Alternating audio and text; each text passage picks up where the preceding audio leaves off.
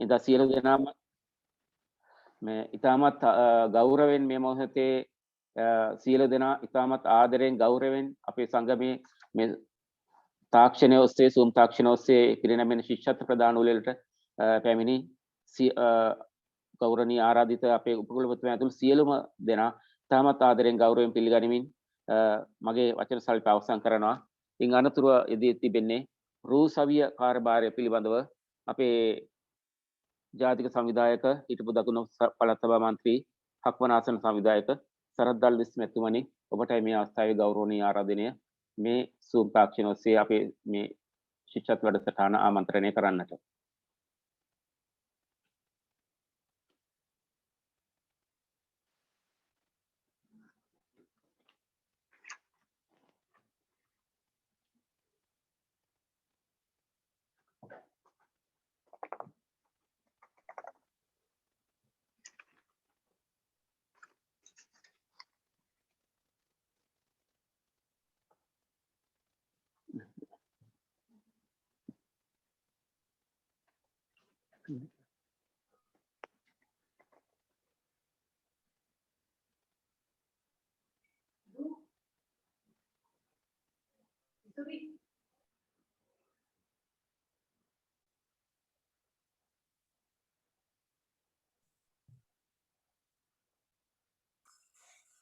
Mute වෙලා තියෙන්නේ mic එක ඔන් කරා නම් හරි. සරත් දල්විස් මහත්තයා මියුට් වෙලා තියෙන්නේ. මයික් එක ඔෆ් වෙලා. ඒ වගේම අපේ ආදිද්‍ය සංගමේ මව් සංගමයත් එක්ක සම්බන්ධ වෙන අපේ අනිකුත් දිස්ත්‍රික්ක නියෝජනය කරන සහෝදරවරුන්, ඒ වගේම අපේ විදේශගත සහෝදරවරුන්, අපේ රයිල් ජයන්ත සහෝදරයා ප්‍රමුඛ කණ්ඩායම, ඒ වගේම අද දවසේ මේ ශිෂ්‍යත්ව වැඩසටහන සඳහා අපිට දායකත්වයේ දුන්නු ආදරණීය ඔබ සියලු දෙනාගෙන්ම අවසරයි. අපේ සභාපතිතුමා ආරම්භයක් ගත්ත මේ කතාවට 2012 අවුරුද්දේ ඉඳලා විශේෂයෙන්ම රුවන්වැලි විශ්වවිද්‍යාලයට දැවැන්තම අඩුවක් පැවති ආදි විද්‍යාර්ථී සංගමයක් ආරම්භ කිරීම.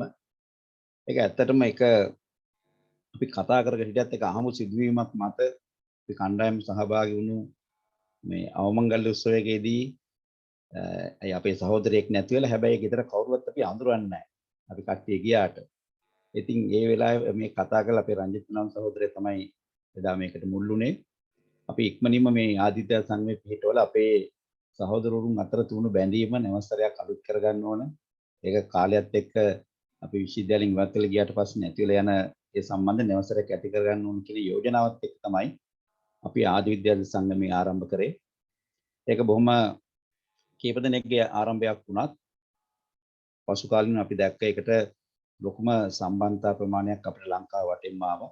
විශේෂයෙන්ම අපි මාතර මව් සංගමය ආරම්භ කරනවත් එක්කම ගාල්ල, කොළඹ, හම්බන්තොට, මොණරාගල, රත්නපුරේ, පදුල්ල, ඊට පස්සේ තමයි අපි ඔය අනුරාධපුරය සහ නුවරඑළිය මේ දිස්ත්‍රික්කෙන් සම්බන්ධ වුණේ.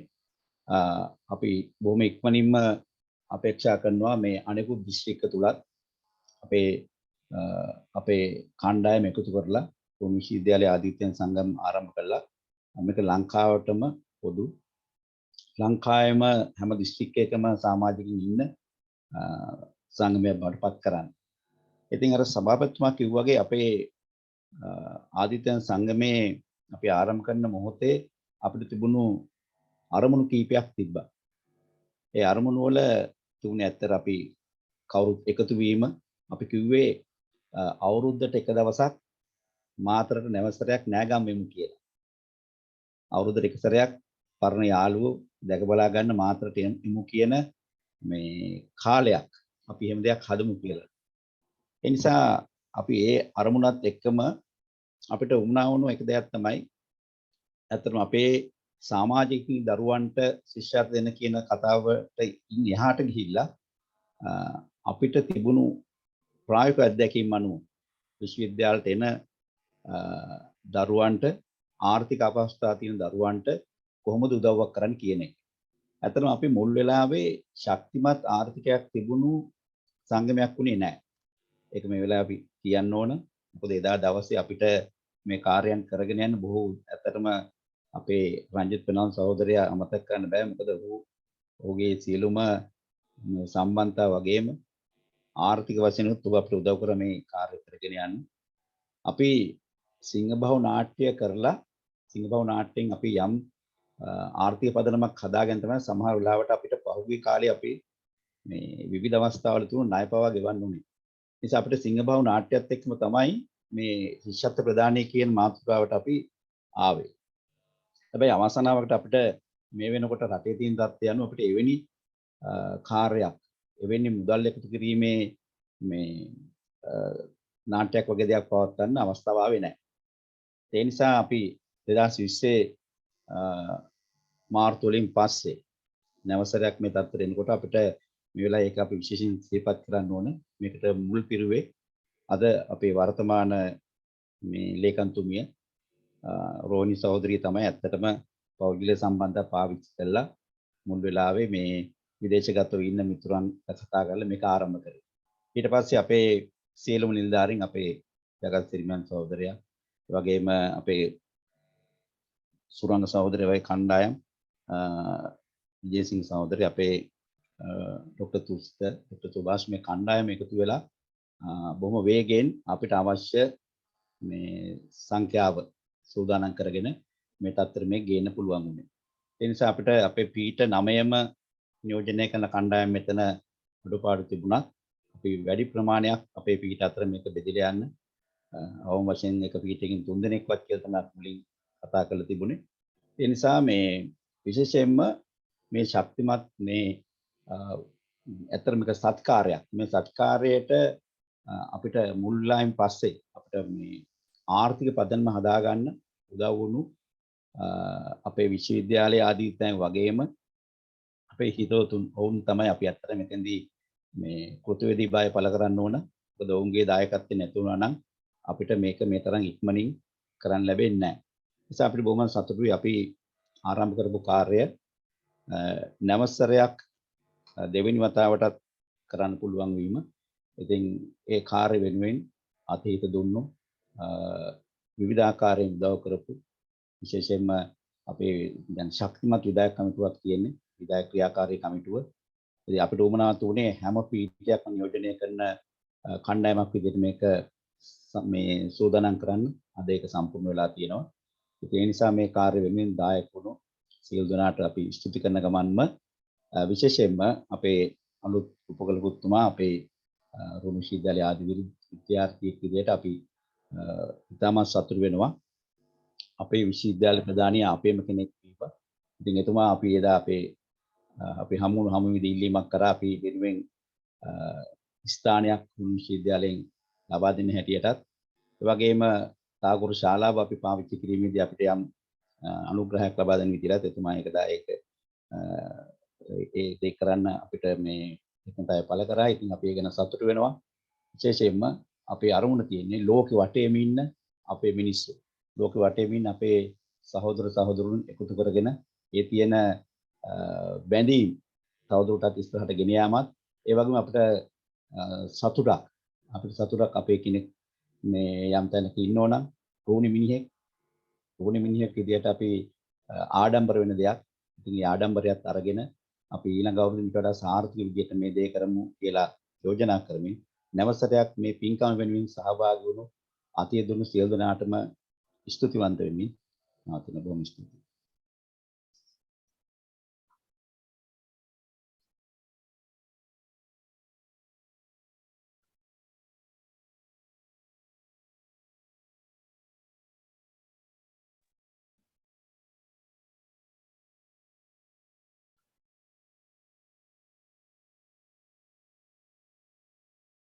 Anyway.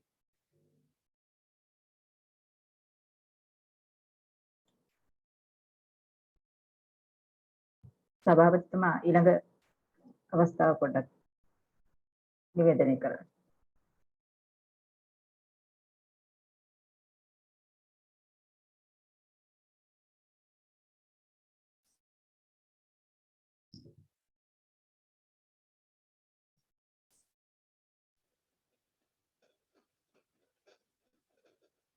දැන්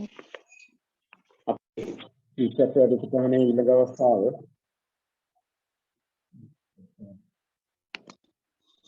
අපේ ශිෂ්‍ය වැඩසටහන ඊළඟ ආරාධිත දේශනය පැවැත්වෙන්නේ රුහුණු විශ්වවිද්‍යාලයේ නියෝජ්‍ය කුලපති මහාචාර්ය සංගර මැතිතුමාටින් අපි ඉතාමත් ගෞරවයෙන් ආරාධනා කරනවා එතුමාට නාරාව සඳහා.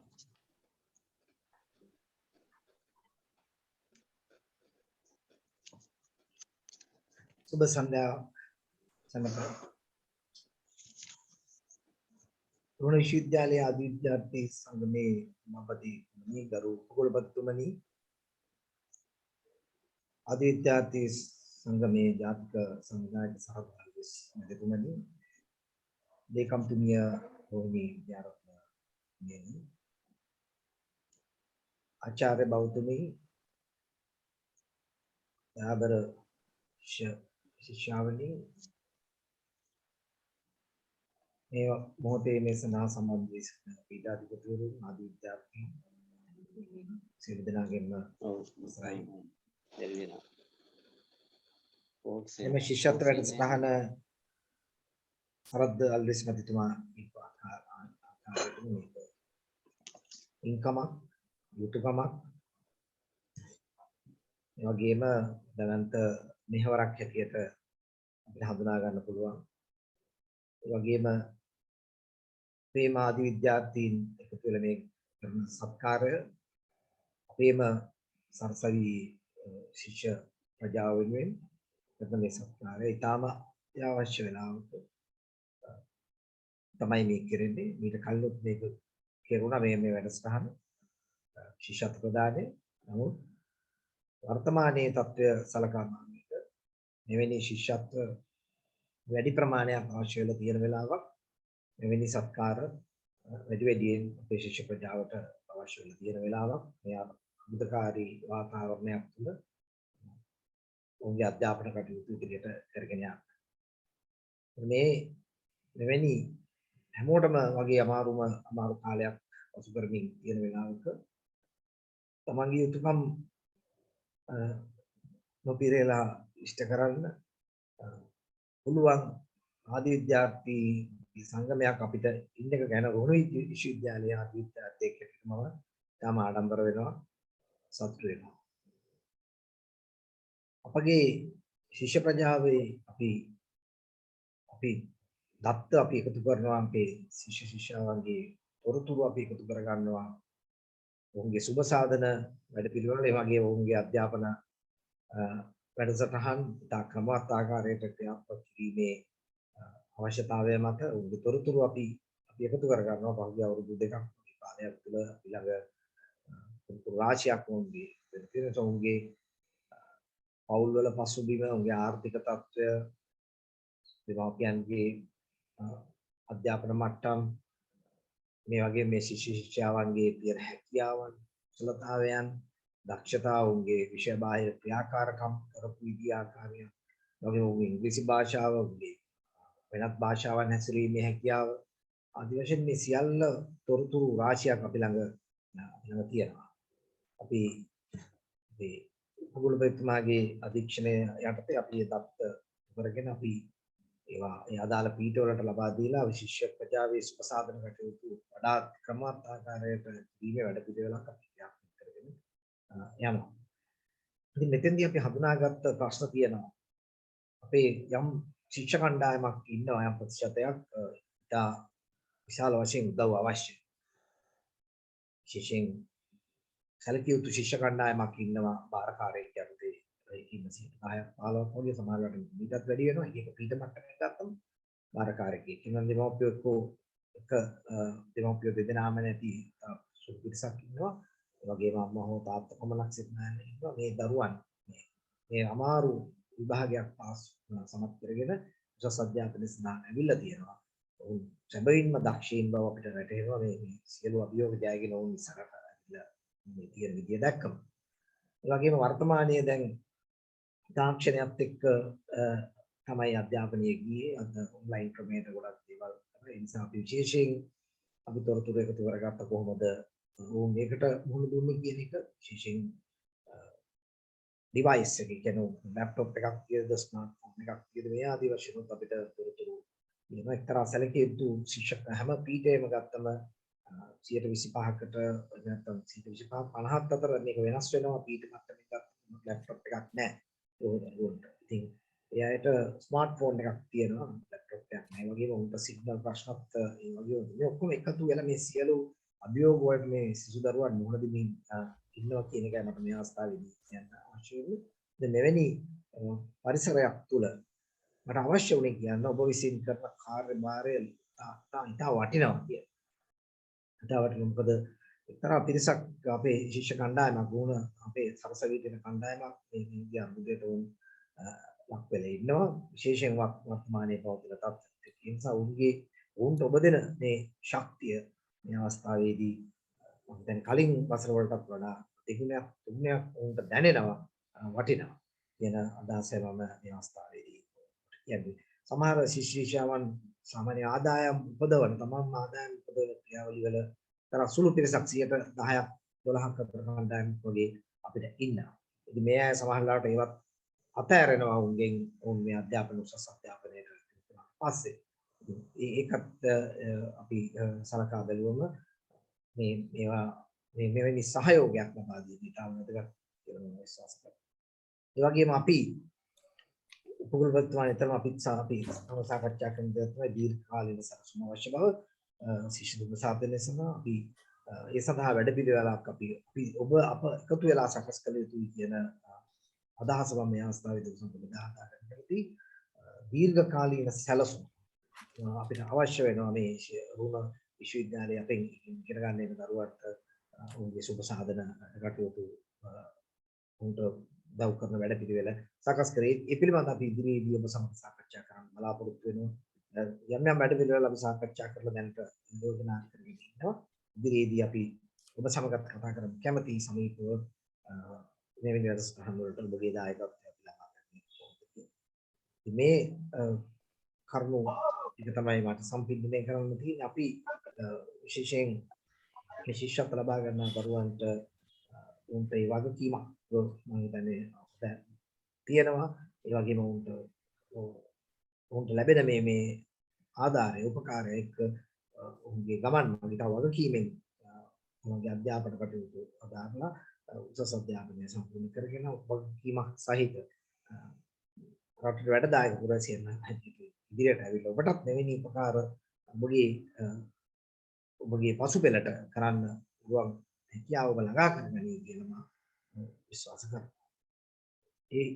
ඒ වචන ස්වල්පයක් සමග මම නැවතත් ඉතාම ස්තුතිවන්ත වෙනවා අපගේ ආදි විද්‍යාර්ථීන්ට. අපිට ආඩම්බරයක් ඔබ මෙවැනි ශක්තියක් අපිට දෙන එක. ඒ අභිමානයක් ඕන සරසවියටත් ඒ අභිමානයක්. ඒ පිළිබඳ ඔබට අනේක වාරයක් අපි ස්තුතිවන්ත වෙනවා. ඒ වගේම ඔබට ඉදිරි කටයුතු මෙවැනි කටයුතු කරගෙන යන්න තවත් මේ කටයුතු පුළුල් කරලා දැවැන්ත සංවිධානයක් ඉදිරියට ශක්තිය ධෛර්යය ලැබෙන්න කියලා මම ප්‍රාර්ථනා කරනවා. ස්තුතියි.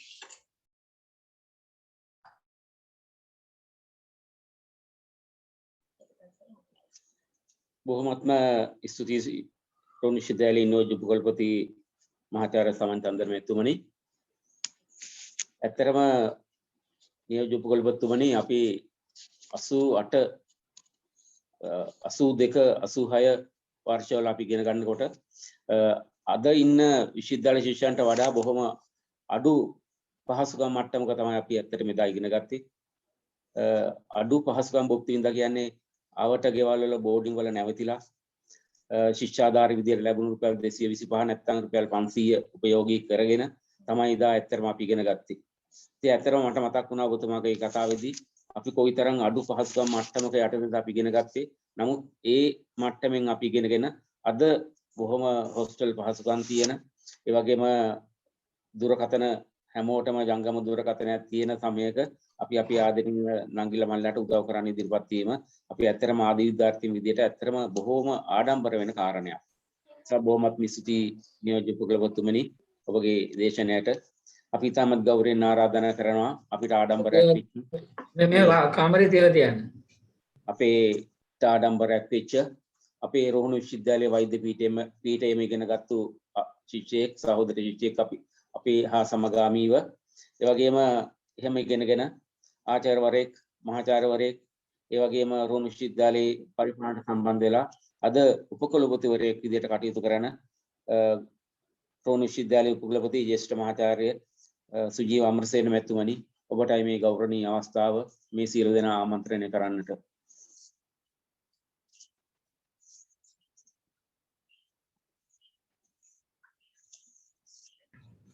නියෝජ්‍ය උපකුලපතිතුමනි ආදි ශිෂ්‍ය සංගමයේ ගරු සභාපතිතුමා ගරු ජාතික සංවිධායකතුමා දෙකම් හා භාණ්ඩාගාරිකතුමන්ලා ඇතුළු සියලුම ආදි විද්‍යාර්ථීන්ගෙන් අවසරයි ආචාර්ය මණ්ඩලයේ බවතුන් සහ අද ශිෂ්‍යත්ව ලබන දරුවන්ගෙන් අවසරයි. මම හිතන විදිහට මේ මම සහභාගී වෙන වශයෙන් තෙවන ශිෂ්‍යත්ව ප්‍රදානය ආදි විද්‍යාර්ථීන්ගේ සංගමයෙන් ප්‍රදානය කරන රුහුණ විශ්වවිද්‍යාලය මේ වන විට ආදි විද්‍යාර්ථීන් 35000ක් පමණ බිහි කරලා තියෙනවා. මේ 35000න් විශාල ප්‍රමාණය අති බහුතරය ශ්‍රී ලංකාවේ මෙසෙමින් ශ්‍රී ලංකාවේ ජනතාවට සේවය කරමින් ඉන්නවා. තව කණ්ඩායමක් මම හිතනවා විදේශ රටවල ඉඳලා තවමත් තමන්ගේ තරුණ කාලේ ළමා කාලය ගැන කල්පනා කරමින් සමහර විට අපගේ වැඩ කටයුතු වලට උදව් කරමින් රට ගැන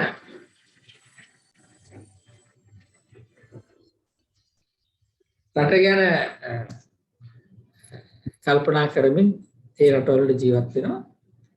නමුත් මම හිතනවා ඒ අය ලංකාවට සහ පෙරමුණු විශ්වවිද්‍යාලයට තවමත් ඒ විදිහටම ආදරෙයි කියලා. විශේෂයෙන්ම දකුණු පළාතේ රාජ්‍ය සේවයේ විශාල කණ්ඩායමක් ඉන්නවා. පෙරමුණු විශ්වවිද්‍යාලය නිර්මාණය කරපු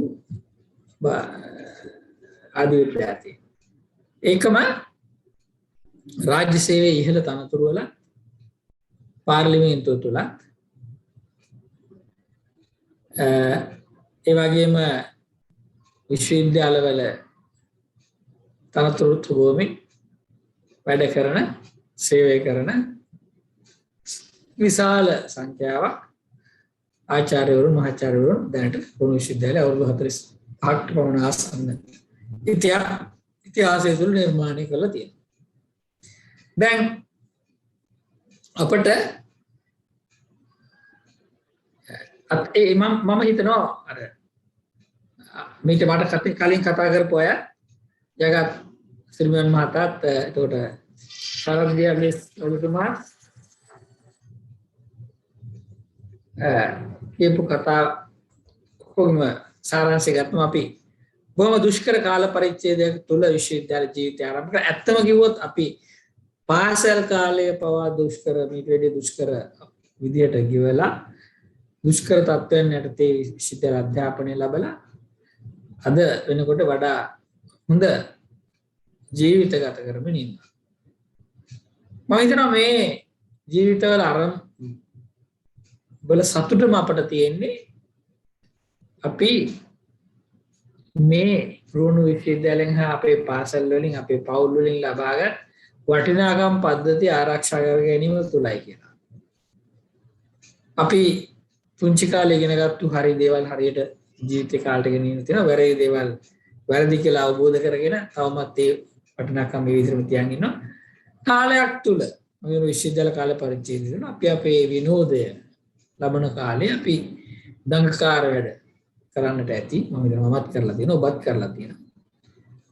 හැබැයි අපි ඔක්කොම මේ දඟකාර වැඩවල වලින් මිදලා දඟකාර ජීවිතේ වඩා තැන්පත් ජීවිතවලට දැන් කාලය හා වයසට එළඹිලා දුදරුවෝ හැමතර බලාගෙන වැඩ කරගෙන යනවා. ඊට අමතරව මේ අද කරන සේවය වගේ සමාජ සත්කාර සේවාවන් ඉෂ්ට කරමින් ඉන්න. මම හිතන්නේ ඔයගොල්ලෝ කවුරුත් මෙතන විතරක් මේ වැඩේ කරන අය කියලා. තවත් සමාජ සත්කාර සේවාවන් කරනදී පෞද්ගලික ධනය වැය කරලා ඒකම කණ්ඩායම් ලෙස එකතු වෙලා වැඩ කරලා කරන වැඩ. මම හිතනවා අපි රුණු විශ්වවිද්‍යාලය තුළ ලබාගත් නිපුණතාවලින් එකක් තමයි ඒකත් කියලා. අපි පොදු වැඩ කරන්නට එකට මහන්සි වෙලා ශ්‍රමය කැප කරන්න, කාලය කැප කරන්න ඉගෙන ගත්තා.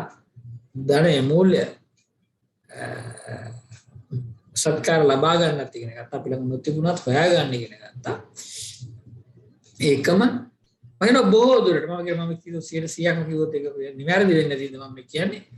බොහෝ දුරට මූල්‍ය විනය නිසයාකාරව පවත්වාගෙන යන්නත් අපිට පුළුවන්කම ලැබුණා, ඉගෙන ගත්තා. මම ඒවා සියල්ලම අපි අද නිසයාකාරව පාවිච්චි කරමින් මෙවැනි වැඩසටහන් වල නිරත වෙලා සිටිනවා, නියැලී සිටිනවා. ඒක රුණු විශ්වවිද්‍යාලයට අභිමානයක්, කාඩම්බරයක්. මට ඔප්පු කළොත් හැටියට සතුටින් කියන්න පුළුවන් දෙයක්. ඕනම තැනක ගිහිල්ලා. මම හිතනවා මේ ප්‍රවේශයත් එක්ක ඊළඟට මම කතා කරන්නට කැමති අර අපගේ නියෝජ්‍ය උපකුලපතිතුමා කියපු යම් දේවල් පදනම් කරගෙන අපි මගේ කරුණු ටිකක් තව ටිකක් අපි දැන් අවුරුදු 50කට ආසන්න කාලයක් මේ රෝම විශ්වවිද්‍යාලයේ තිබිලා තියෙනවා. මේ අවුරුද්දේ 2028 වෙනකොට අපිට අවුරුදු 50ක් යනවා. මම ඔබ බොහෝ දේ අපි සියලු දෙනා එහෙම ඉන්නවා නම් කැමතියි. අද 50 වෙනි සංවත්සරේ සමරන්නට එකිනෙකා දකින්නට සතුටින් ජීවත් වෙනවා දකින්නට මම කැමතියි. අපි ඔක්කොම පරිස්සම් වෙලා ඉන්නෝනේ වෙනකන්. ඒක පණිවිඩය. ඒකම මේ අවුරුදු 50 තුළ මේ සිවිල් සමාජය වෙනස් වෙලා සමාජ පරිවර්තනයක් සිද්ධ වෙලා දුප්පත්කම යම් ආකාරයෙන් අඩු වෙලා හැබැයි නවත චක්‍රයෙන් ආයෙවිල්ලා වෙනස් විදිහට අලුත් අර්බුද නිර්මාණය කළා මේ කොරෝනා සංගතයත් එක්ක. ඒ නව අභියෝග අපිට ඉතුරු කරලා තියෙනවා. අපි කවුරුවත් දැකලා නැහැ පළවෙනි ලෝක යුද්ධය සහ දෙවෙනි ලෝක යුද්ධය. මම අහලා තියෙන විදිහට දෙවෙනි ලෝක යුද්ධයෙන් පස්සේ මේ විදිහටම ආහාර අර්බුදයක්, ආර්ථික අර්බුදයක් මේ රටේ තිබුණා. දැඩි ලෙස එදා යටත් විජිත පාලකයෝ රටවල් පාලනය කරා බොහොම දැඩි නීති දාලා, බදු දාලා, කෑම, හාල්, පොළු වගේ දාලා පාලනය කරන්න යම් ආකාරයක. ලිබරල් ප්‍රජාතන්ත්‍රවාදය ලෝකයේ තුලම ස්ථාපිත වුණු කාලෙක ඒක ඒ විදිහටම කරන්න බැහැයි කියන එක අපි සිවිල් සමාජයක් හැටියට තේරුම් අරගෙන ඉන්නවා. හැබැයි ඒකම අධ්‍යාපනයේ විශාල වශයෙන් ඉදිරියට ගිය කාල පරිච්ඡේදයක අපට වගකීම් සහ යුතුකම් පිළිබඳ අනවබෝධයෙන් කටයුතු කිරීමේ හැකියාවක් නැහැ කියන එක මම හිතනවා ආදී විද්‍යාර්ථීන් හැටියට අපි සියලුම දෙනා තේරුම් අරගෙන ඉන්නවා කියලා. දැන්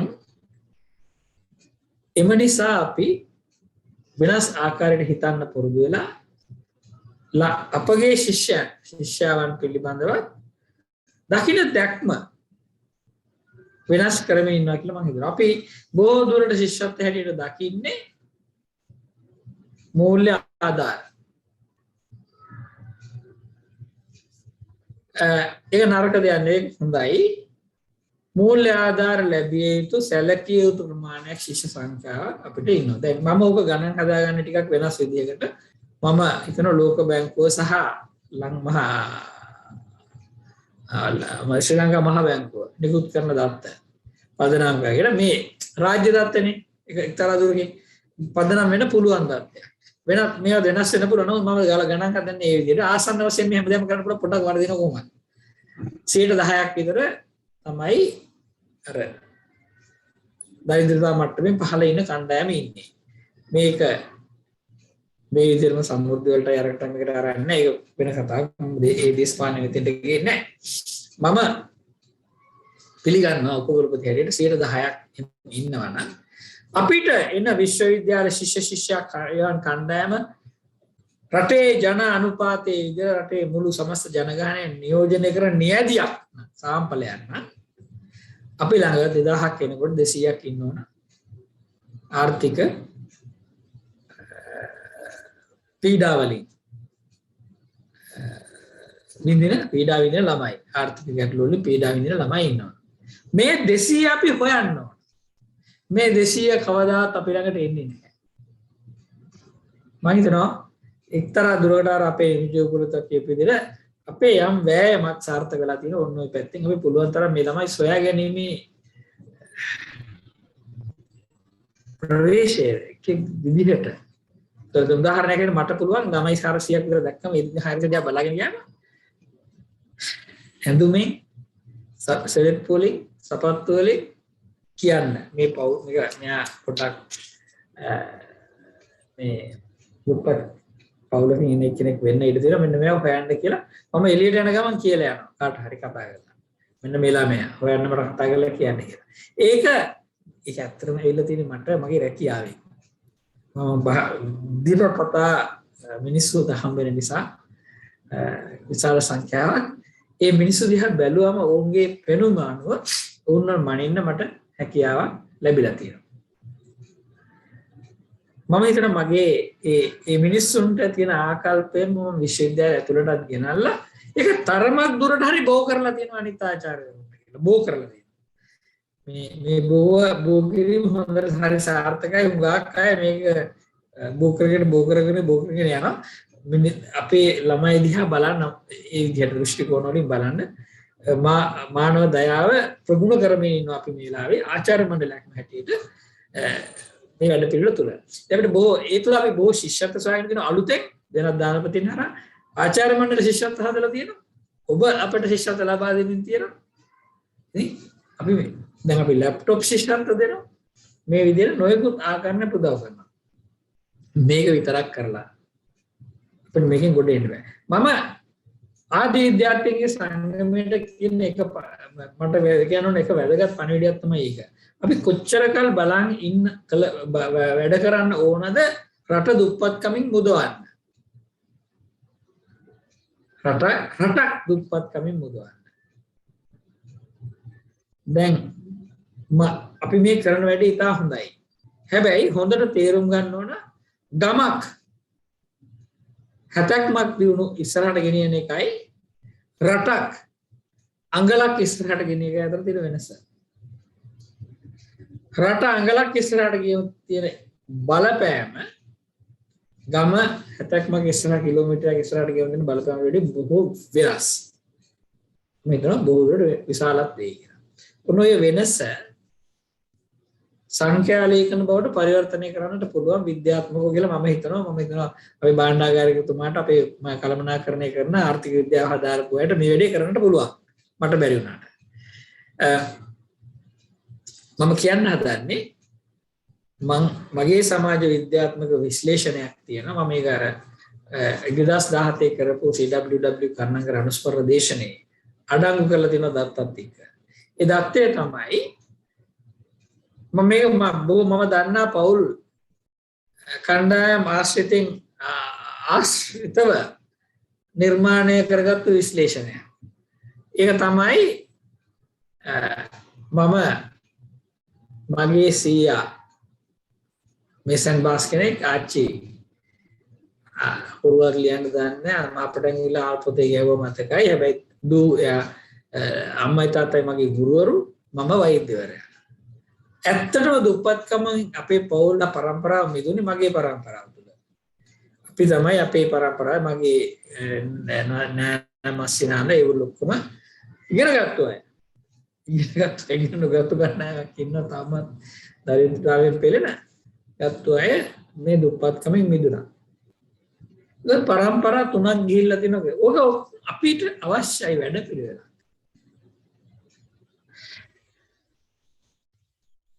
මේ කණ්ඩායම් මේසන් බාස්ලගේ දරුවෝ වඩු බාස්ලගේ දරුවෝ දීවරයන්ගේ මූදන දරුවෝ අපේ ආරක්ෂක නිලධාරීන් දරුවෝ අපේ ක්ලීනින් සර්විස් එකේ දරුවෝ එයාගේ දරුවෝ විශ්වවිද්‍යාලයට අරගෙන උසස් අධ්‍යාපනය ලබා දීලා වෛද්‍ය ඕනම දෙයක් ඕනම ක්ෂේත්‍රයක උසස් අධ්‍යාපනය ලබා දීලා උසස් අධ්‍යාපනය උඩට යන්න ගන්නොත් අපිට දුප්පත්කම නැති කරන මෙවලමක් කෙනෙක් අධ්‍යාපනය උසස් අධ්‍යාපනය පාවිච්චි කරන්න පුළුවන්. අපි ඒ දත්තේ හරියටම තියෙනවා මේ අධ්‍යාපන විශ්ලේෂණය තුළ දුප්පත්කම නැති වෙන්නේ සාමාන්‍ය අධ්‍යාපනය කියන්නේ පාසල් අධ්‍යාපනය තුලින් නෙමෙයි උසස් අධ්‍යාපනය තුලින් කියලා පෞල් ඒකකවල දුප්පත්කම නැති වෙන්නේ. ඒකම රටේ සංවර්ධනයට දායක වෙන්නේ උසස් අධ්‍යාපනයටත් වඩා පාසල් අධ්‍යාපනයේ සාමාන්‍ය අධ්‍යාපනයේ දායකත්වය අති විශාලයි. රටේ සංවර්ධනයට උසස් අධ්‍යාපනයට වඩා කියලා හොයාගෙන තියෙනවා.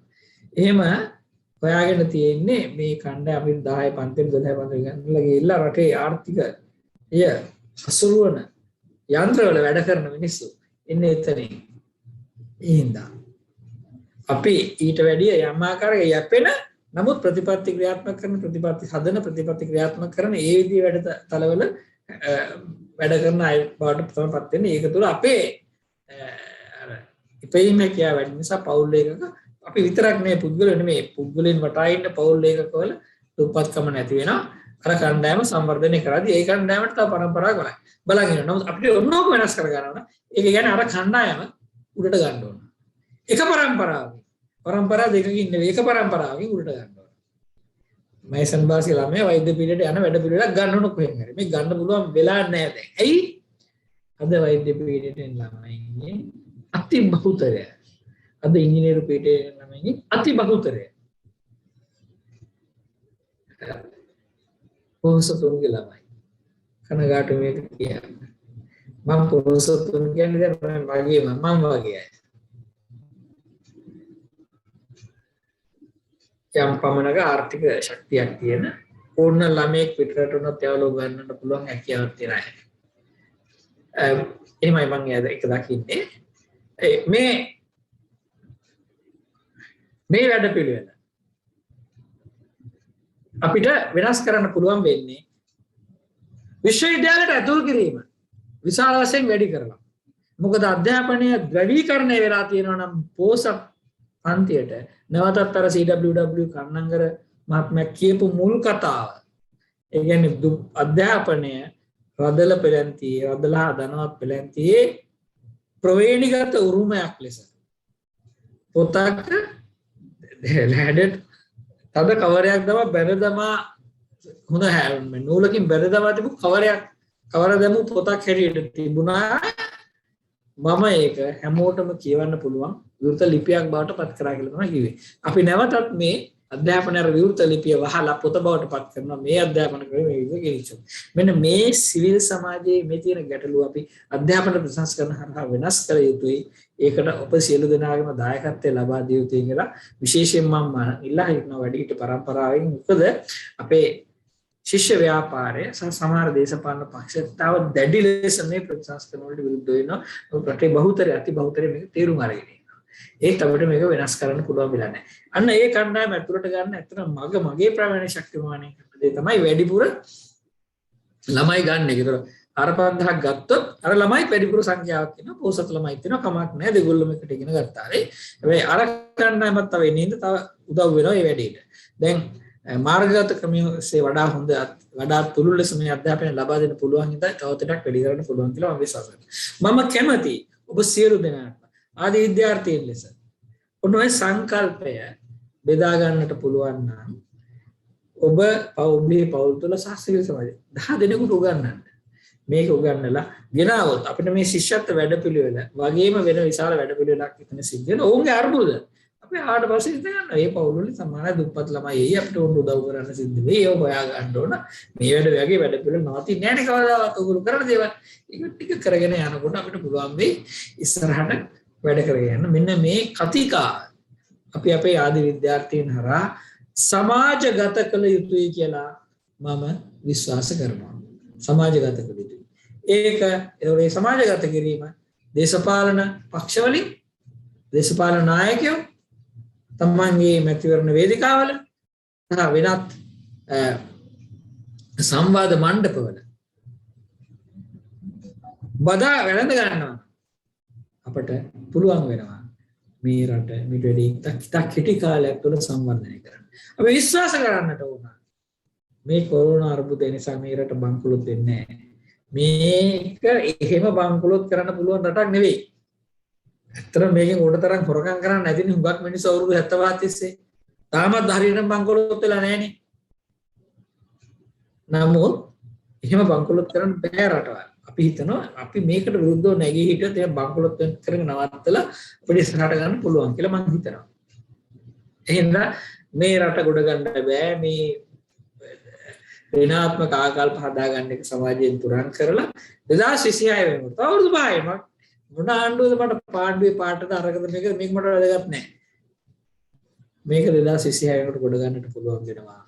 ඒ පුළුවන් වෙන්නේ අපි ඔය වගේ ආකල්ප සමාජගත කරලා අපේ ආකල්ප වෙනස් කරලා තරුණ පරම්පරාව ශිෂ්‍ය ව්‍යාපාර සහ දේශපාලන පක්ෂ වල බලපෑම් කරලා වෙනස් වෙන්න. ඒ බලපෑම ඔවුන්ගේ බලපෑම වලට නතු නොවි අපේ බලපෑම වලට ඔවුන් නතු කරගෙන ඔවුන් වෙනස් කරගෙන යන්නේ වැඩ පිළිවෙලක් තුළ කියන්නේ. ඉතින් ඔන්න ඔය වගේ වැඩ පිළිවෙලක් තුළ අපට පුළුවන් ආදී විද්‍යාර්ථීන් හැටියට වඩා හොඳ සේවාවක් තමන්ගේ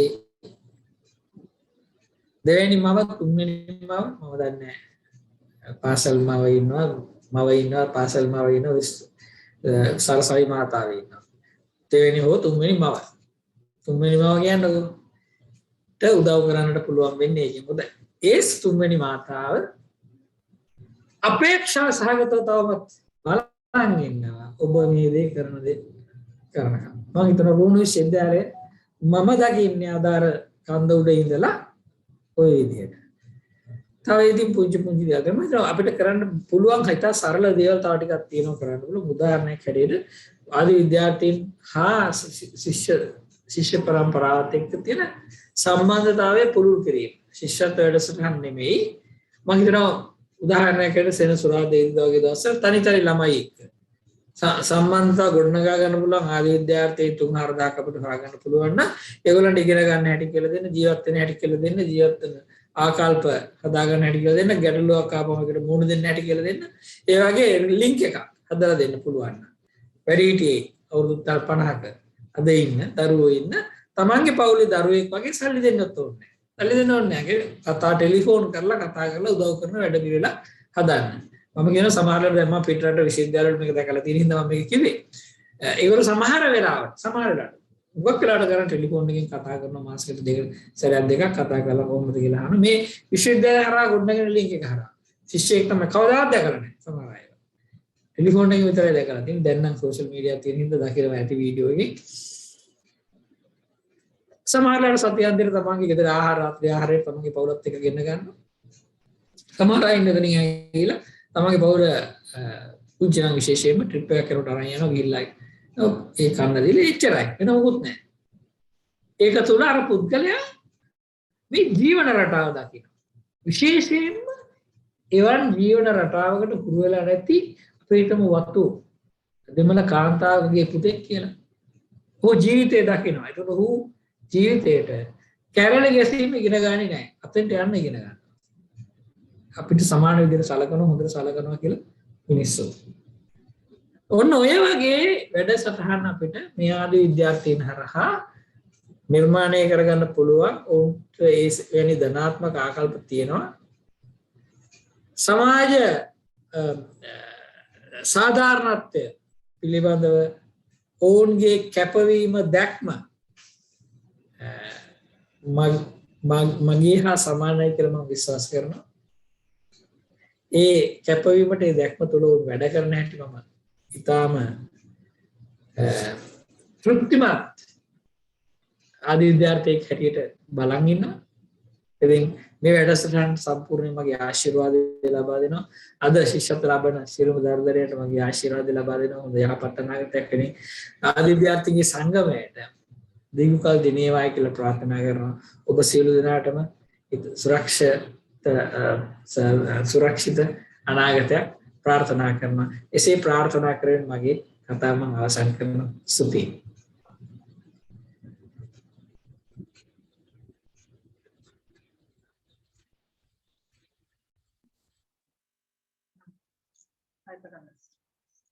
බොහොමත්ම ස්තුතියි උපකුලපතිතුමනි. ඔබතුමාගේ කතාවෙන් වුණා. ඔව්.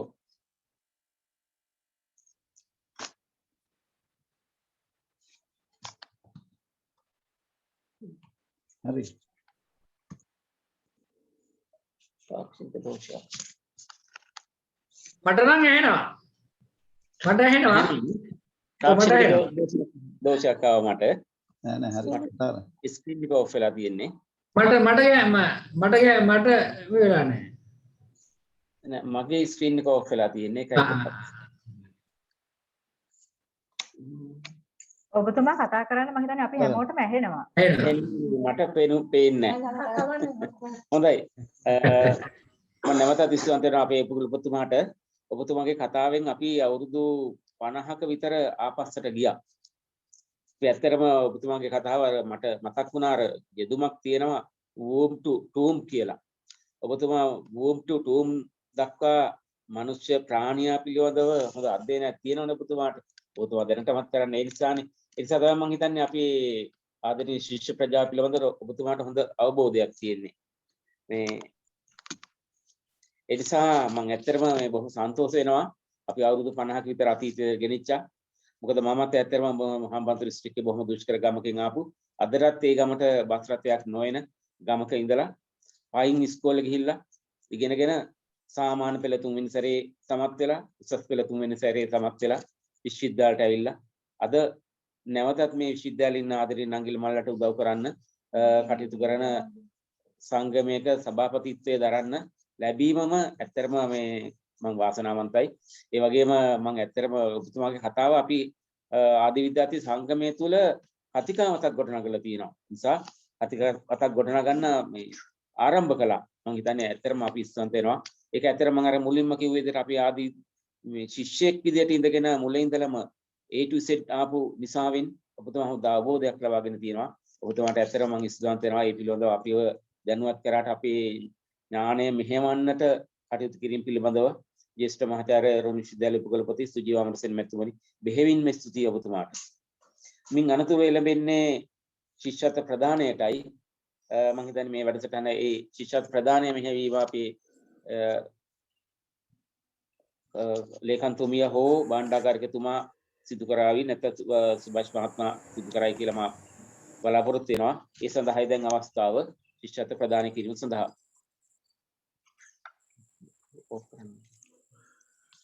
ස්තුතියි සභාපතිතුමනි. අද දවසේ ශිෂ්‍යත්ව ප්‍රදානය සඳහා වන පාදක වන පසුබිම අපි ගත්තොත් මේ වතාවේ අපේ රූසවිය ශිෂ්‍යත්ව සඳහා අයදුම්පත් 43කට ආසන්න ප්‍රමාණයක් ලැබිලා තිබුණා. මේකෙන් සුදුසුකම් ලබන අයදුම්පත්‍ර ප්‍රමාණය 41ක් වුණා. අයදුම්පත්‍ර 2ක් ප්‍රතික්ෂේප වෙලා.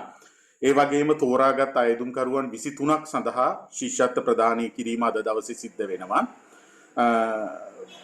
මෙතෙන්දි විශේෂයෙන්ම අපි රූසවිය ශිෂ්‍යත්ව ප්‍රදානය තුලදී ඒ ශිෂ්‍යත්ව අයදුම්පත්‍ර වෘත්තීය මාර්ගෝපදේශ ඒකකය හරහා විශ්වවිද්‍යාලය තුලදී විවිධ අපේ පීඨ වලින් එක්රැස් කරගෙන විධායක කමිටුව මගින් පත් කරන ලද කමිටුවකින් තෝරා ගන්නා ලද අයදුම්පත්‍ර සඳහා තමයි අද දවසේ ශිෂ්‍යත්ව ප්‍රදානය සිද්ධ වෙන්නේ. මුලින්ම අපි කෘෂිකර්ම පීඨයේ අපිට අයදුම්පත්‍ර 6ක් ලැබිලා තිබුණා. අපි එකෙන් ශිෂ්‍ය ශිෂ්‍යාවන් 3 දෙනෙක් සඳහා ශිෂ්‍යත්ව ප්‍රදානය සිදු කරනවා. පළවෙනියෙන්ම ඒ ශිෂ්‍යත්ව ප්‍රදානය අපි සිදු කරන්නේ කෘෂිකර්ම පීඨයේ තෝරාගත් ගිත්මි කිෂල්කාද සිල්වා ශිෂ්‍යාව සඳහා. ඒ සඳහා අනුග්‍රාහකත්වයේ දක්වනවා හිමාලි මදුම බණ්ඩාර මහත්මිය. ඕස්ට්‍රේලියාවේ ජීවත් වන මහත්මියක් ඒ සඳහා අනුග්‍රහය දක්වනවා.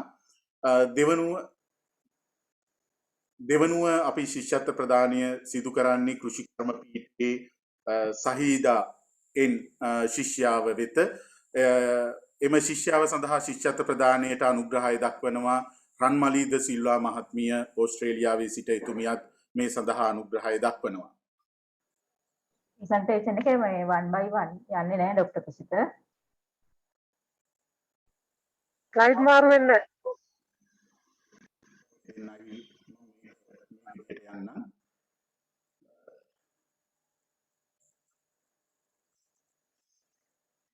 ගිද්මි කිශාල්කාද සිල්ලා ශිෂ්‍යාවට හිමාලි මදුම බණ්ඩාර මහත්මිය තමයි අනුග්‍රහකත්වය දක්වන්නේ. වට ශහීඩා එන් ශිෂ්‍යාව සඳහා අනුග්‍රහකත්වය දක්වන්නේ රන්මලීද සිල්වා මහත්මිය. ශිකර්ම පීඨේ ප්‍රේමතිලක BIRM ශිෂ්‍යාව සඳහා අනුග්‍රහකත්වය දක්වනවා හිමාලි විතානගේ මහත්මිය ඕස්ට්‍රේලියාවේ සිට එතුමිය තමයි අනුග්‍රහ දක්වන්නේ ප්‍රේමතිලක BIRM ශිෂ්‍යාව වෙත. ඊගවට අපි සමසෞඛ්‍ය පීඨේ ශිෂ්‍යත්ව ප්‍රදානයට යොමු වුණොත් ඇප්ලිකේෂන් 3ක් ලැබිලා තියුණා. අපි ශිෂ්‍ය ශිෂ්‍යාවන් දෙන්නෙක් තෝරගත්තා. මෙතෙන්දී ශිෂ්‍යයන් දෙන්නෙක් තමයි තේරිලා තියෙන්නේ. කසුන් ධනංජය කන්දෙගෙදර මෙම ශිෂ්‍යයාට ශිෂ්‍යත්ව ප්‍රදානය සිදු කරන්නේ අරුණ විතානගේ මහත්මයා ඕස්ට්‍රේලියාවේ සිට එතුමා ඒ ශිෂ්‍යත්ව ප්‍රදානය සඳහා අනුග්‍රහය දක්වනවා. වගේම තිලින මදුශංක ප්‍රනාන්දු සමසෞඛ්‍ය පීඨයෙන් තෝරාගත් ශිෂ්‍යෙක්. ඒ ශිෂ්‍යයා සඳහා අනුග්‍රහකත්වය දක්වනවා හේෂානි විතානගේ මහත්මිය. වගේම අපි ඉංජිනේරු පීඨය ගත්තහම ඉංජිනේරු පීඨයෙන් අයදුම් පත්‍ර 3ක් ලැබිලා තියුණා. ඒ අයදුම් පත්‍ර 3ම සඳහාම ශිෂ්‍යත්ව ප්‍රදානය සඳහා තෝරා ගන්නු ලැබූ අයදුම් පත්‍ර 3ක්. මුලින්ම මොහොමඩ් නාජා හාජා මොහිදීන් ශිෂ්‍යයා සඳහා ඒ අනුග්‍රහකත්වය දක්වනවා සඳනි විතානගේ මහත්මිය ඕස්ට්‍රේලියාවේ සිට.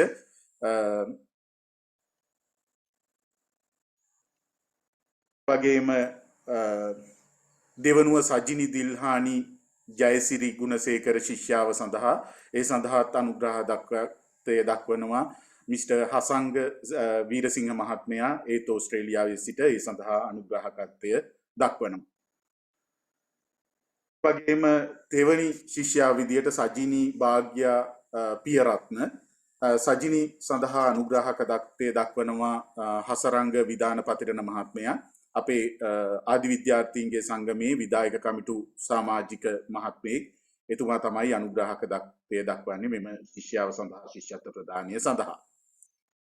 ඒ වගේම අපි දීවර සාගර සහ තාක්ෂණ පීඨය සඳහා ශිෂ්‍යත්ව 8ක් සඳහා අපිට අයදුම් පත්‍ර ලැබිලා තිබුණා. අපි එකෙන් අයදුම් පත්‍ර 4ක් සඳහා ශිෂ්‍යත්ව ප්‍රදානය කරන්න තීරණය කරා. ඒකට හේතු වුණේ ශිෂ්‍යයන් දෙදෙනෙකුගේ ලකුණු එක සමාන වීම නිසා අපි ශිෂ්‍යත්ව 4ක් දීවර සාගර විද්‍යාපීඨය සඳහා ප්‍රදානය කරන්න තීරණය කරා. පළවෙනි ශිෂ්‍යා විදියට පැතුමිකා GHAS ශිෂ්‍යා වෙත ඒ සඳහා අනුග්‍රහකත්වය දක්වනවා පණ්ඩුක කනතිගොඩ මහත්මයා. එතුමත් වෙනත් රටක ඉඳලා මේ සඳහා ශිෂ්‍යත්ව අනුග්‍රහකත්වය දක්වනවා. වගේම දෙවනි ශිෂ්‍යා විදියට අපි තෝරගත්තේ රියානා කුමාරී අංගම්මන ශිෂ්‍යාව. ඒ සඳහා අනුග්‍රහකත්වය දක්වනවා ලාසනී මහත්මිය. ඒත් වෙනත් රටක විදේශ රටක ඉඳලා අනුග්‍රහකත්වය දක්වන මහත්මියක්.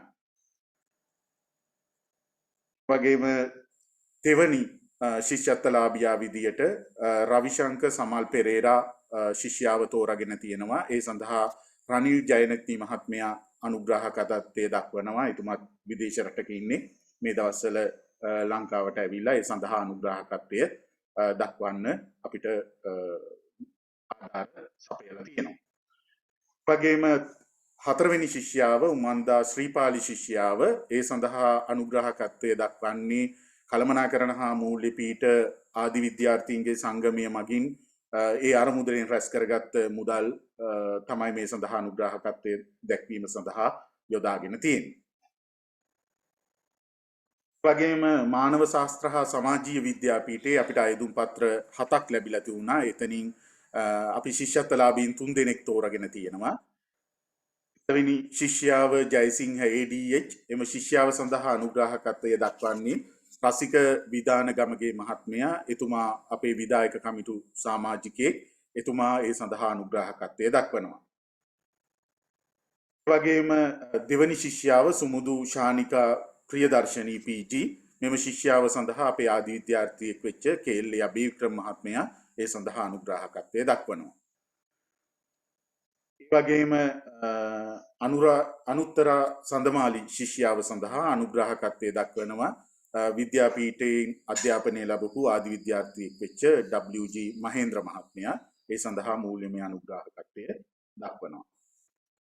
ඒ වගේම කළමනාකරණ හා මූල්‍ය පීඨයේ අයිඩපිට අයදුම් පත්‍ර 6ක් ලැබිලා තිබුණා. එකෙන් අපි ශිෂ්‍යත්වලාභීන් 3 දෙනෙක් තෝරගෙන තියෙනවා. පළවෙනියෙන්ම ශිෂ්‍යාව මොහොමඩ් මුන්සයිර් පාතිමා ඉස්රා එතුමිය සඳහා ඒ ශිෂ්‍යාව සඳහා අනුග්‍රහක දක්වනවා. ඒකේ සරත් මහත්මයා ඒත් අපේ ආදි විද්‍යාර්ථියෙක්. වගේම රත්නසිරි PWGIL එම ශිෂ්‍යයා සඳහා අනුග්‍රහකත්වය දක්වනවා ලසන්ති රොසයිරෝ මහත්මිය. එතුමිය වෙනත් විදේශ රටක සිට ඒ සඳහා අනුග්‍රහකත්වය ලබා දෙනවා. වගේම තුන්වෙනි ශිෂ්‍යත්වලාභියා වෙන්නේ ප්‍රදීප් කෝෂාන් කේ ඒ ශිෂ්‍යයා සඳහා අනුග්‍රහකත්වය ලබා දෙන්නේ අපේ ආදි විද්‍යාර්ථියෙක් වෙච්ච සුරංග මහත්මියා. ඊකට විද්‍යාපීඨය සඳහා අයදුම් පත්‍ර 7ක් ලැබිලා තිබුණා. අපි එකෙන් ශිෂ්‍යත්වලාභීන් 3 දෙනෙක් තෝරගෙන තියෙනවා. වෙනින්ම ඉසුරි කාවින්දි ශිෂ්‍යාව ඒ ශිෂ්‍යාව සඳහා අනුග්‍රහකත්වය ලබා දෙනවා ඩොක්ටර් සුරංග කුමාර අපේ ආදි විද්‍යාර්ථීන්ගේ සංගමයේ හිටපු සභාපතිතුමා ඒ සඳහා අනුග්‍රහකත්වය දක්වනවා. වගේම දෙවනි ශිෂ්‍යයා වෙන්නේ විජේරත්න YSM මේ සඳහා අනුග්‍රහකත්වය දක්වනවා අපේ ආදි විද්‍යාර්ථියෙක් වෙච්ච විද්‍යාපීඨයෙන්ම බිහි වෙච්ච KT සම්පත් මහත්මයා.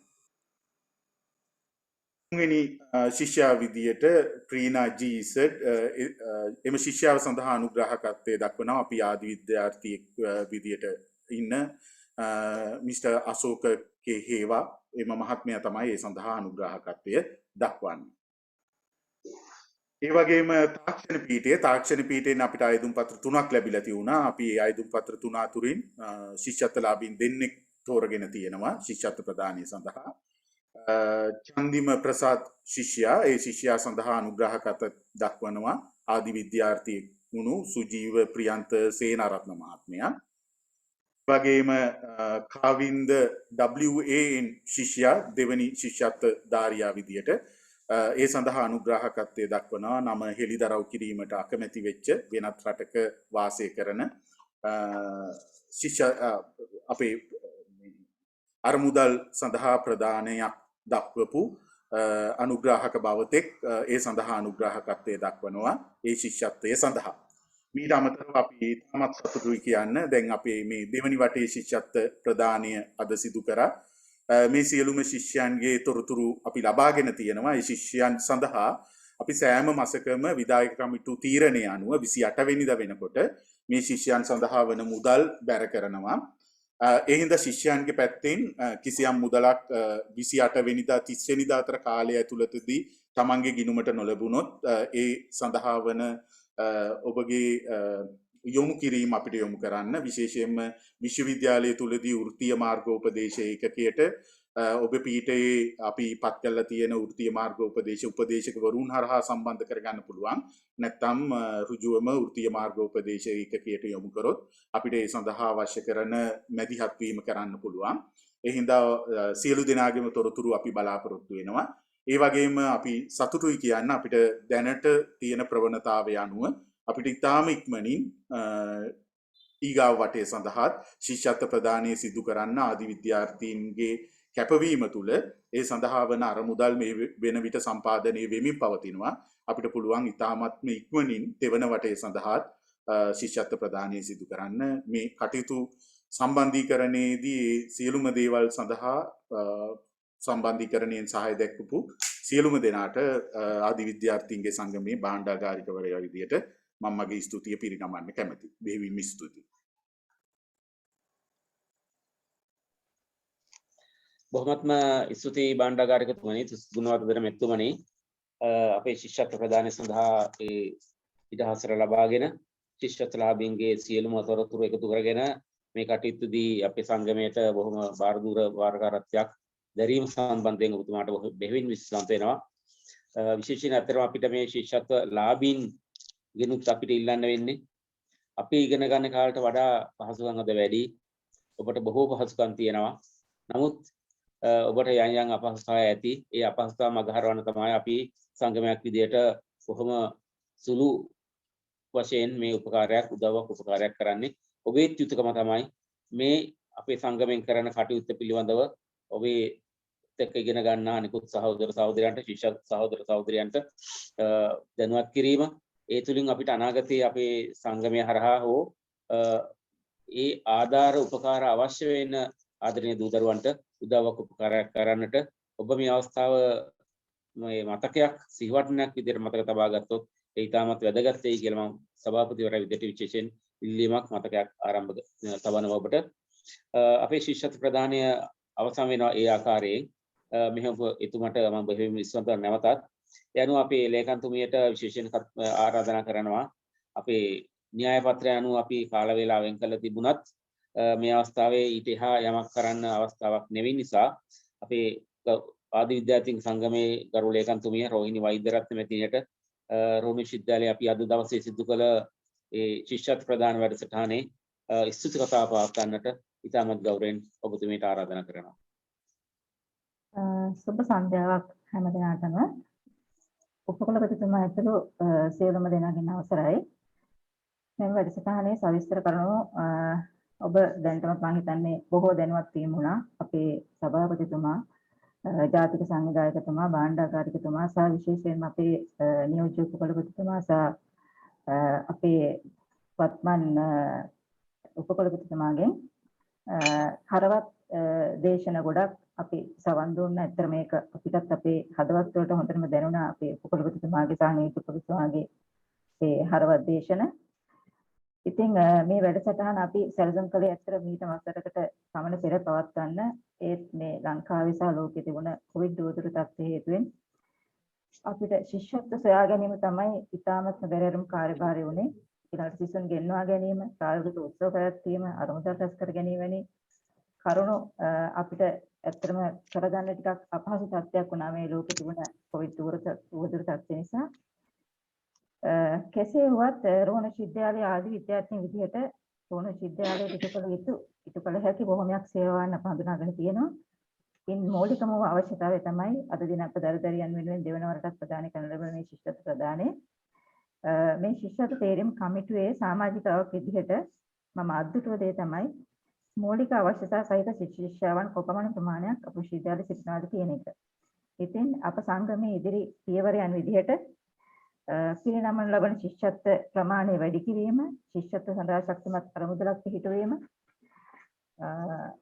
ඒ වගේම විශ්වවිද්‍යාලයෙන් මේ දක්වා පිටව ගිය සහ ඉදිරියේදී පිටව යාමට නියමිත සියලුම දෙනාගේ සක්‍රීය දායකත්වය ලබා ගැනීම, අපේ ගෞරවනීය උපකුලපතිතුමාගේ සංකල්පයක් අනුව අද එතුමාගේ කතාවේදී මේ බව පැහැදිලි කරා අපි හැමෝටම කැපකරු මාපිය ක්‍රමයක් අපේ ශිෂ්‍යාවන්ට හඳුන්වා දෙමින් විශ්වවිද්‍යාලය තුළින් බිහිවන උපාධාරීන් පරමාදර්ශී චරිත බවට පත් කිරීම, උපකුලපතිතුමාගේ උපදෙස් සහ විශ්වවිද්‍යාලයේ පාලන අධිකාරී එකඟත්වයේ මත විශ්වවිද්‍යාලයේ උපාධි ප්‍රදානෝත්සවයට සුදුසු ටයිපටියක් නිර්මාණය කරලා ඒ නිෂ්පාදන හිමිකාරීත්වය දරන්නත් අපේ සංගමය එකඟ වෙලා සහ අපේ උපකුලපතිතුමායකට අපි සමග එකඟතාවය පළ කරලා තියෙනවා. ඒ වගේම තවත් අරමුණු වැඩි දියුණු කරමින් ආදි විද්‍යාර්ථීන්ගේ සංගමයේ විදිහට අපේ උපකුලපතිතුමා ඇත්තට මේක අපිට අපේ විධායක සභාවලට පැමිණි අවස්ථාවලදී අපිට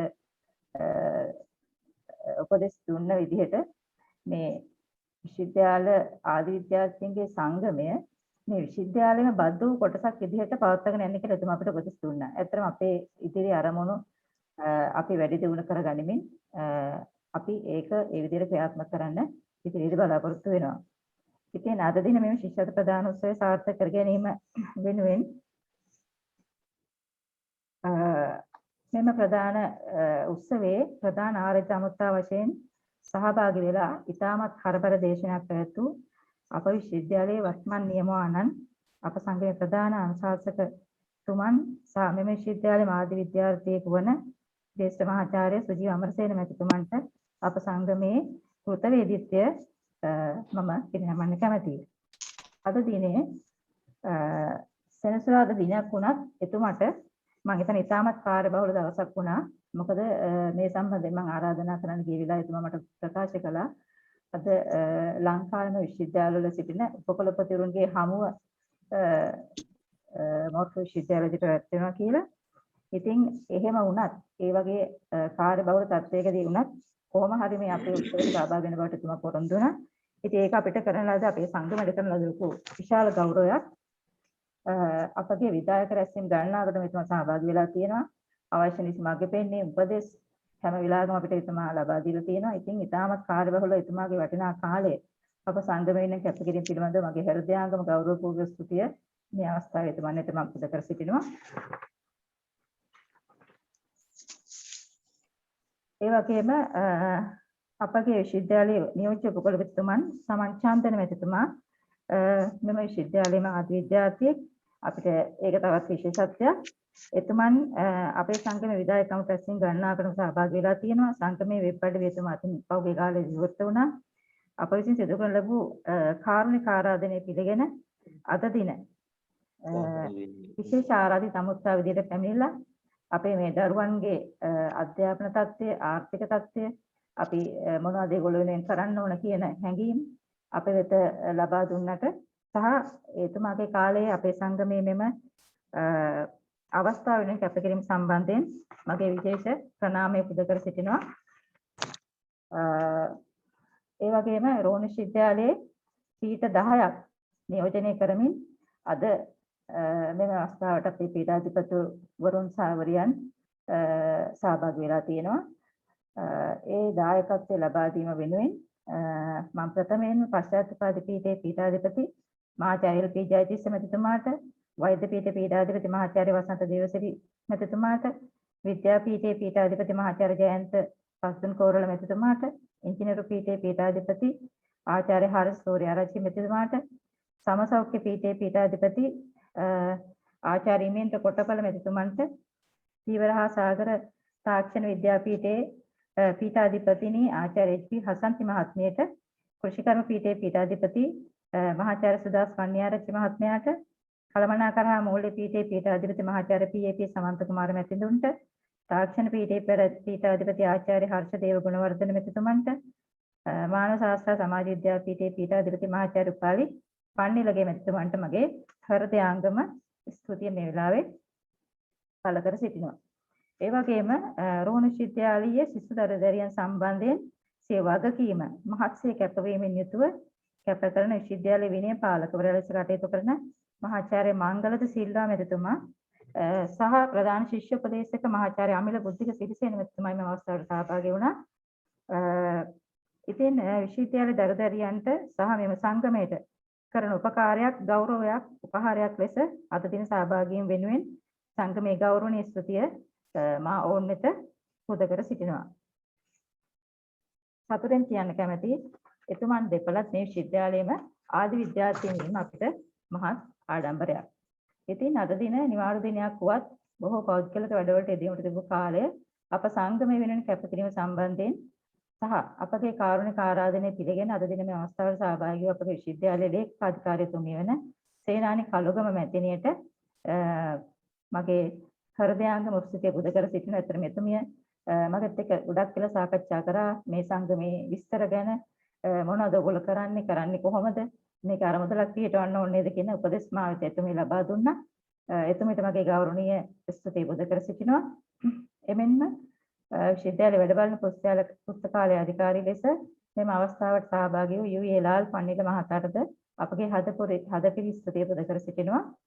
එමෙන්ම මේ විශ්වවිද්‍යාලයේ සේවයට පැමිණ කෙටි කාලයක් වුවත් අප සංගමේ කාරුණික ආරාධන ඉවත නොලා මෙම අවස්ථාවට සහභාගී වූ අප විශ්වවිද්‍යාලයේ වත්මන් මූල්‍ය අධිකාරී කේ.ආර්.එස්. ජයකොඩි මැතිතුමන්ට අප සංගමය වෙනුවෙන් අපේ හදපිරි භක්තිආදරය පුද කර සිටිනවා. මොකද එතුමා සතියක් තිස්සේ මාතර වැඩ කරලා වෙහෙස වෙලා සතියන්ට ගෙදර යන්නේ නිවාඩුවකට. නමුත් එතුමා අද මේ අවස්ථාවට සහභාගී වෙලා තියෙන එතුමාගේ පෞද්ගලික කාලය කැප කරමින් අපි එතුමාට බෙහෙම ස්තුතිවන්ත වෙනවා. ඉතාමත් මෑතකදී විශ්වවිද්‍යාල සේවයට බැඳුනේ වුවත් අද දින මෙහි සහභාගීත්වය දරන ප්‍රධාන විනයාරක්ෂක හිටපු මේජර් ජෙනරාල් කීර්ති මහතාට මා ස්තුතිපූර්වක ස්තුතිය පුද කර සිටිනවා. ඉතින් මගේ ඊළඟ ස්තුතිය මා පුද කර සිටින්නේ අප විශ්වවිද්‍යාලයට විශ්වවිද්‍යාලයේ දරුදරියන් තිමහත් සේවයක් ඉටු කරන ලද ශිෂ්‍යත්ව ප්‍රදානය කරන ලැබූ මහත්මින් වෙතයි. ඇත්තටම අද මේ උත්සවයක් අප පවත්වන්නේ ඔවුන්ගේ කාරුණික මැදිහත් වීම නිසාමයි. ඒකට හේතුව ඔවුන් අප වෙනුවෙන් කැපවීම නොකරන්නට අද මේ උත්සවයක් අපිට පවත්වන්න ලැබෙන්නේ අපේ අර ගරු සභාපතිතුමන් කිව්වා වගේ ඉතාමත් දුෂ්කර කාර්යභාරයක් ගමනක් අප මේ අද මේ තත්ත්වයට මේ උත්සවය පවත්වන්න ආවේ. ඒකට හේතුව තමයි ප්‍රධානම අපේ අපිට ප්‍රශ්නයක් වෙලා තිබුණේ ශිෂ්‍යත්ව සපයා ගැනීමේ ප්‍රශ්නය. ඉතින් මම හිතනවා ඔවුන් අපේ මේ දේශීය සහ විදේශීය වශයෙන් මේකට දායකත්වයේ දැක්වූ සියලුම මහත්මීන් තමන් මහන්සියෙන් උපයන ධනයෙන් කොටසක් මේ විශ්වවිද්‍යාල දරුදරියන් වෙනුවෙන් ඔවුන්ගේ අධ්‍යාපනය ලංවාලන්නට වෙන් කිරීම කොච්චරනම් උත්කෘෂ්ට කාර්යයක්ද කියන එක. ඉතින් මේ ශිෂ්‍යත්ව ප්‍රදානීන් අතර විදේශ රටවල සිටින ශ්‍රී ලාංකික සමාජිකාවන් 11 දෙනෙක් ඉන්නවා. මේ ශිෂ්‍යත්ව ප්‍රදානය කළ ඔවුන් මෙම විශ්වවිද්‍යාලයේ ආදි විද්‍යාර්ථීන් නොවන බහුතරයක් වීම තවත් විශේෂත්වයක්. සමහර ශිෂ්‍යත්ව ප්‍රදානීන්ගේ නමවත් මේ සඳහන් කරනවට කැමති වුණේ නැහැ. මෙම විදේශ රටවල සිටින ශිෂ්‍යත්ව ප්‍රදානීන් සම්බන්ධ කර ගැනීමට මහත් අපකපකිරීමක් කළේ මගේ සම්බන්ධීකරණයෙන් ඕස්ට්‍රේලියාවේ වෙසෙන රන්මලිද සිල්වා මේ විශ්වවිද්‍යාල මාධ්‍ය විද්‍යාර්ථියෙක් වන රන්මලිද සිල්වා මෙතනියත් ලතා කොළරත්න කියන ඕස්ට්‍රේලියාවේ වෙසෙන මෙතනියත් යන දෙදෙනා තමයි ගොඩක් මේකට මැදිහත් වීම කරේ.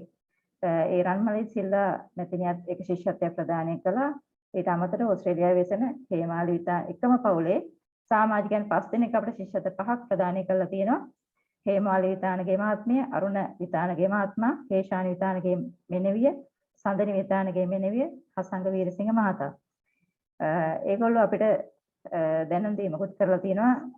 පෞද්ගලික හේතුවක් නිසාද මේ සහභාගී වෙන්න බැරි වුණත් ඒ ශිෂ්‍යාවන්ට ඒගොල්ලන්ගේ ආශිර්වාදය ලබා දෙන්න කියලා. එමෙන්ම ඕස්ට්‍රේලියාවේ පදිංචි තවත් ශිෂ්‍යත්ව ප්‍රදානය කළා.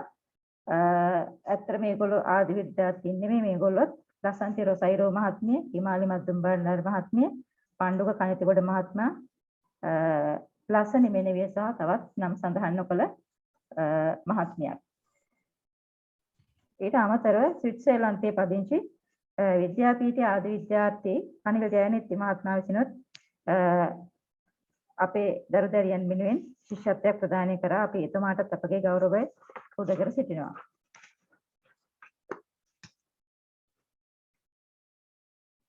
මේක අමතරව ලංකාවේ වෙසෙන අපේ ආදි විද්‍යාර්ථීන් නොවන එහෙත් ඔවුන් මහන්සියෙන් උපයන මුදලින් කොටසක් අප ශිෂ්‍යාවන් වෙනුවෙන් වෙන් කිරීමට තරම් කාරුණික වුණා. ඔවුන් තමයි ව්‍යාපාරික සරත් මහතා සහ ණය දෙන සමිතියේ සේවය කරන සුජීව මහතා. අපි ඔවුන්ටත් අපගේ සංගමය වෙනුවෙන් අපේ හෘදයාංගම ස්තුතිය පුද කර සිටිනවා. ඊළඟට අපේ ආදි විද්‍යාර්ථීන් වන අබාංශ ආයතනයේ කළමනාකරු සම්පත් මහතා, NSB ආයතනයේ ප්‍රාදේශීය කළමනාකරු සුරංග මහතා, ව්‍යාපාරික මහේන්ද්‍ර මහතා, තෙලිචිල මධ්‍යම විද්‍යාලයේ සේවය කරන අභි වික්‍රම මහතා යන අයත් අප සංගමයේ විධායක කමිටුවේ සමාජිකයන් වන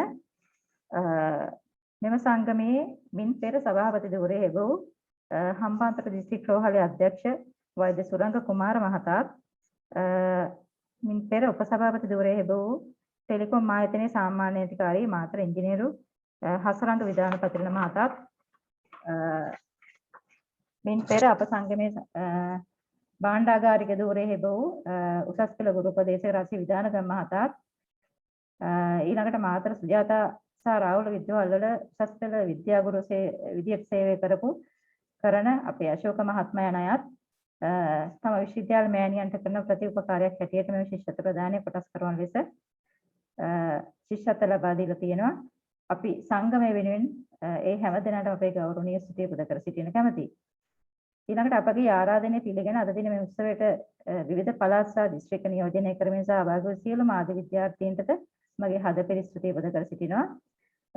අද මෙම කාර්යය සාර්ථක කර ගැනීම උදෙසා ඉතාමත් වෙහෙසක් පෑයමක් කැපකිරීමක් කළ සංගමේ ජාතික සංවිධායක සරත් දල්විස් මැතිතුමා ඇතුළු විධායක කමිටුවේ සියලුම සමාජිකාවන් වෙත මගේ හෘදයාංගම විශේෂ ස්ත්‍රිය පුද කර සිටිනවා.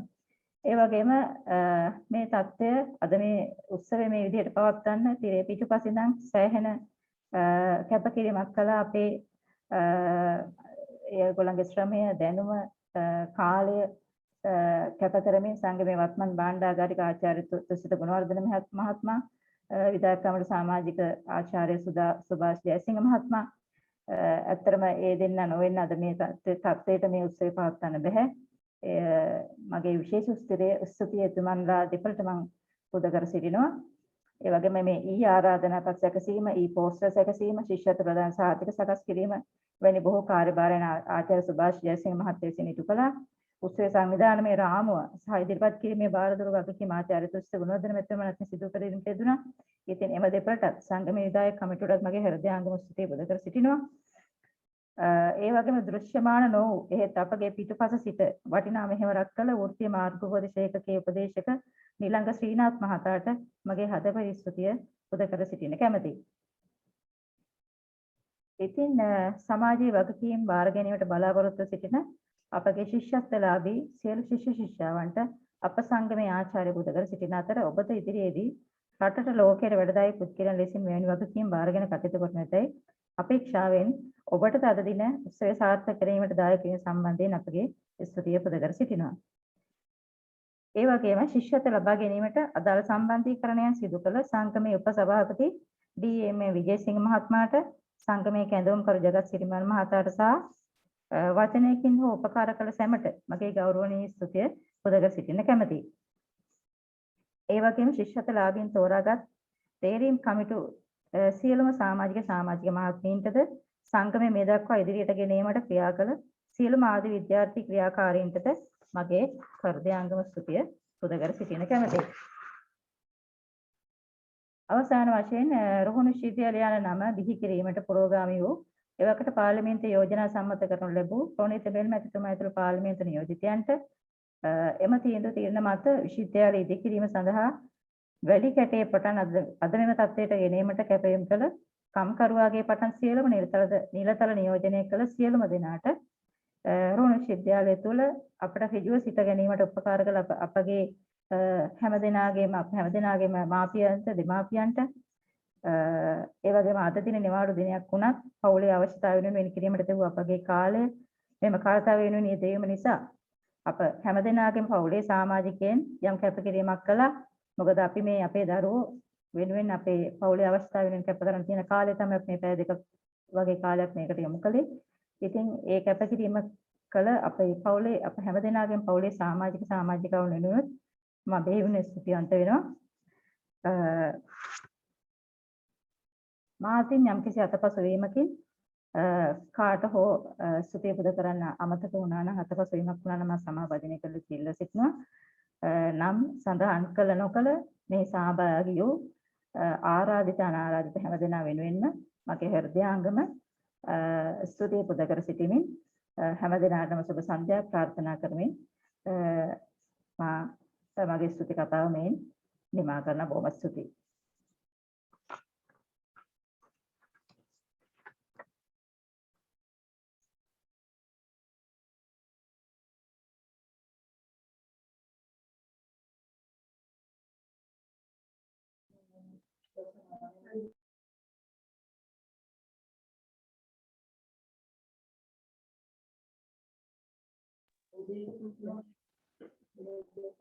මං හිතන්නේ ලේකන්තුමිය අපි හැමෝටම ස්තුති කරාට ලේකන්තුමියට ස්තුති කරගත්තේ නෑ කරේ නෑ. ඒ හින්දා මම එතුමියට ස්තුති කරනවා. මොකද ලේකන්තුමිය මං හිතන්නේ මට දවසට ටෙලිෆෝන් කෝල්ස් දෙකක් තුනක් දීලා මේ සංගමේ වැඩ ගැන මාත් එක්ක කතා කරනවා. මොකද අපේ පවුල අපි 3 දෙනෙක්ම කොරෝනා රෝගයට ගොදුරු වෙලා තාමත් නිරෝධායනේ ඉන්නේ 10 වෙනිදා වෙනකන් ගෙයින් එළියටවත් වහින්න බෑ. නමුත් එතුමිය මාත් එක්ක බොහෝම දුරකථන සංවාදවල යෙදিলা මේ සංගමේ කටයුතු ටික කරන්න බොහොමත් අපකැප වෙලා මහන්සිලා වැඩ කරා. තමන්ගේ ගෙදර උදර වැඩ පැත්තකට දාලා. එහෙනම් බොහොමත් ස්තුතියි ලේකන්තුමියනේ ඔබගේ ඒ කාර්යභාරයට විශේෂයෙන් මතක් කරනවා. මොකද පවුලේ අපි දන්න කියන පවුල් වල අය. එහෙනම් ඒ පවුලේ සාම්පුරුෂයටත් ඒ දරුවන්ටත් අපි මතක් කරනවා ඒ කටයුතු වල මෙතුමිය නිදහස් කරලා මේ සංගමයේ මේ ශිෂ්‍යත්ව ප්‍රදානය සඳහා එතුමියට ඉඩ හසර මග හසර ලබා දීම පිළිබඳව. එදා නැවතත් රෝහිණි වෛද්‍යරත්න මැතිණියට ස්තුතිවන්ත වෙන ගමන් මේ ශිෂ්‍යත්ව වැඩසටහනේ අවසානයටයි අපි ළඟා වෙලා තියෙන්නේ. මම සියලු දෙනාගෙන් භාණ්ඩාගාරකතුමා ලේකම්තුමා ඇතුළු අයකට අපි මතක් කරනවා අපි යොදාගත්තු කල වේලාව බොහොම කළමනාකරණය කරගත්තා.